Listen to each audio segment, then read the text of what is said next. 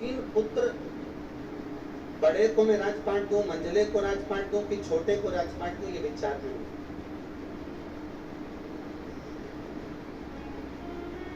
गुरु जी के पास पहुंचे, गुरु एक निवेदन आपसे, मेरे 3 बेटे हैं, इन 3 बेटों में से मैं किसको राजपाट दूं, आप बता दीजिए। आप निवेदन मेरा स्वीकार कर लीजिए। गुरु जी ने कहा एक काम करो कि ये जो थोड़े से मेरे पास में पुष्प के बीज रखे हैं, फूल के बीज रखे हैं, ये फूल के बीज आप अपने तीनों बेटों को दे दीजिए और आकर तीनों बेटों से ये फूल के बीज आप वापिस मांग लीजिए।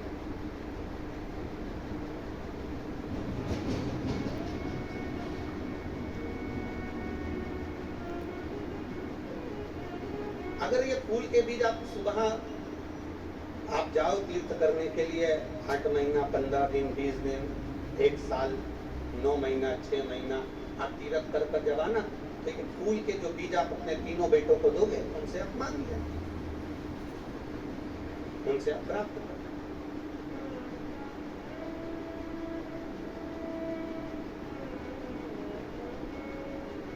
अब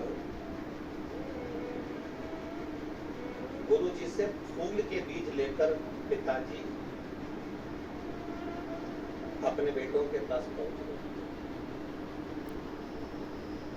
और अपने पुत्रों के पास पहुंचकर उन्होंने कहा कि ये पुष्प के बीज हैं बेटा, तुम तीनों रख लो, मैं जब तीर्थ कर आऊंगा 8 महीने बाद मैं आपसे ये तीनों से ये बीज ले लूंगा, बस इतना ये बीज आप संभाल कर रखना, उसको संजो कर रखना, संभाल के रखना। तीनों बेटों ने बीज रख लिए।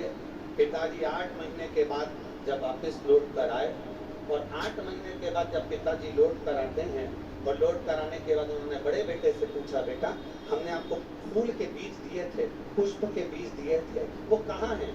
बड़े बेटे ने पिताजी का हाथ पकड़ा और हाथ पकड़कर ले जाकर तिजोरी के सामने खड़ा कर दिया।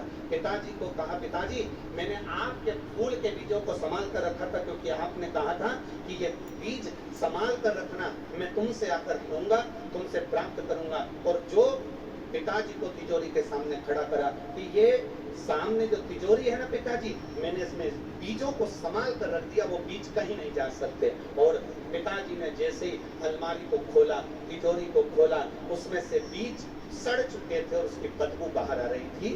बदबू जब बाहर आ रही थी तब पिताजी ने कहा, बेटा ये बीज तो सड़ गए, किसी काम के नहीं, इस बीज को रखने से कौन सा फायदा था, तुमने संभाल कर रख नहीं पाए, ये बीज बेकार हो गए। अब मंझले बेटे से कहा, हमने तुम्हें बीज दिए थे फूल के, वो बीज कहाँ गए? मंझला बेटा कहता है, पिताजी उस बीज की कीमत अच्छी मिल रही थी, मैंने बेच दिए, अब आपको अगर बीज चाहिए तो मैं तुरंत बाजार से खरीद कर ला कर दे देता हूँ। छोटे बेटे से कहा, आपको बीज दिए थे वो कहाँ हैं? छोटे बेटे ने कहा, पिताजी आपने जो बीज दिए थे वो बीज, चलो मैं बताता हूँ कहाँ है। हाथ पकड़ कर ले गए, घर के पीछे खेत में बीज जमीन में डाल दिए गए, पानी सींचकर पौधे बड़े हो गए, चारों तरफ फूल ही फूल उस बीज से लगे हुए थे। पिताजी से कहा, पिताजी आपके दिए हुए बीज को मैंने 1000 गुना कर दिया,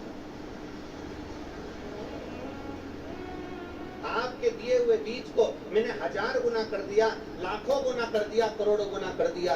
ये बीज बस पिता समझ गए कि ना बड़े को देना है ना मंझले को देना है, छोटे को अपनी सत्ता प्रदान कर देना है। शास्त्र कहता है भगवान ने ये संपूर्ण जो हमारा जीवन दिया है, मनुष्य की देह दी है, मानव का शरीर दिया है, ये बीज रूपी जो मानव का शरीर दिया है, ये कोई साधारण नहीं दिया। इस बीज के महत्व को समझो, इस मानव के शरीर के महत्व को समझो। बड़ा नहीं समझ पाया, उसे तिजोरी में बंद कर दिया। इस शरीर को हम ढक कर रखे, बांध कर रखे, संभाल कर रखे, क्रीम पाउडर इसको लगा कर रखे, साबुन में धो धो कर रखा, ये शरीर आखिरी में बेकार ही हो गया। फिर इस कई लोगों ने इस शरीर को बेच तक दिया, ये शरीर को ले जाकर गलत कर्म में लगा दिया, कार्य में लगा दिया, ये शरीर बेकार होता चले गया। फिर तीसरा था, इसने इस बीज को पृथ्वी में बो दिया और फूल प्रकट कर लिया, अर्थात संसार के हित के लिए इस शरीर को लगा दिया तो चारों तरफ पुष्प ही पुष्प की सुगंध